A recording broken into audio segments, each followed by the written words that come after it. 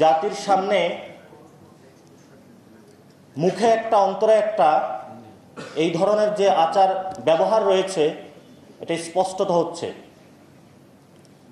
গণভোট প্রশ্নেও জামাত পরবর্তীতে হয়তো বা বিএনপির সাথে ঐক্যবদ্ধ হয়ে যাবে যে ঠিক আছে তাহলে ইলেকশনের দিনে গণভোট করি।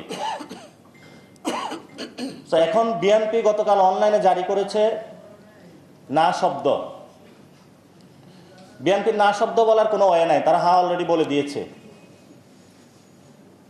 তারা বিবাহিত রাজিও হয়েছে, কাবিননামায় সাইনও করেছে। এখন তাদের না বলার কোনো অপশন নাই, তাদের এটা আগেই ভেবেচিন্তে করা উচিত ছিল। কিন্তু এই সময়ে আমাদের যে দাবিটা, আমরা যেটা জাতির সামনে স্পষ্ট করতে চাই, সংস্কার কমিশন সুপারিশমালা দিয়েছে, ডক্টর ইউনূসের কোর্টে এখন বল। উনি যেহেতু আন্তর্জাতিক খেলোয়াড়, বলা হয়ে থাকে যে বিদেশি প্লেয়াররা বাংলাদেশের মাঠে খেলতে আসলে একটু পিছলায়া যায়, কারণ বাংলাদেশের মাঠটা অনেক বেশি পিছলা।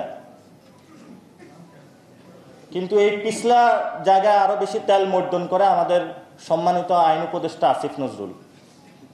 উনি পলিটিশিয়ানদেরকে শুধু পিছলা খাওয়াইতে চান। তো এই যে ড্রাফটটা হয়েছে, ড্রাফটটা জাতির সামনে উন্মুক্ত করতে হবে, কারণ আসিফ নজরুলের উপর আমাদের সেই আস্থাটা নেই। এই ড্রাফট সুপারিশমালা যখন উনি করবেন, উন্মোচিত না করে উনি সেখানে একটা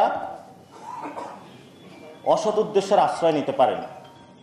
সেজন্য আমরা বলছি আগে এটা আপনাকে পাবলিশ করতে হবে। পাবলিশ করলে যদি দেখি সুপারিশমালা অনুযায়ী ঠিক আছে, আমরা সাইন করে দিব। এবং যেহেতু এই কনসেনসাস কমিশনের যে রিপোর্টটা এসেছে, যেহেতু আমরা একটা রিফর্ম অ্যাসেম্বলির দিকে যাচ্ছি, যেহেতু এটার ভিত্তিমূল গণ অভ্যুত্থান, ডক্টর ইউনূসকে অবশ্যই জনসম্মুখে উপস্থিত হতে হবে। আর সেই জনসম্মুখে উপস্থিত হওয়ার স্থান হলো শহীদ মিনার। শহীদ মিনারে উনি যাবেন, উনি তো একটু আস্তে আস্তে এমনি হাঁটেন, সুন্দরভাবে যাবেন, পুরো বাংলাদেশকে ডাকবেন, আমরাও যাব, সবাই এখানে উপস্থিত হবেন। আপনি সেখানে বসবেন, আদেশ জারি করবেন, আদেশে সাইন করবেন। তবে আমাদের আহ্বান থাকবো রাজনৈতিক দলগুলোকে একটু নিচে রাখবেন, শহীদ এবং আহত ফ্যামিলিদেরকে একটু উপরে রাখবেন। এবার রেখে আপনি আদেশ জারি করবেন, বাংলাদেশ আপনার সাথে থাকবে।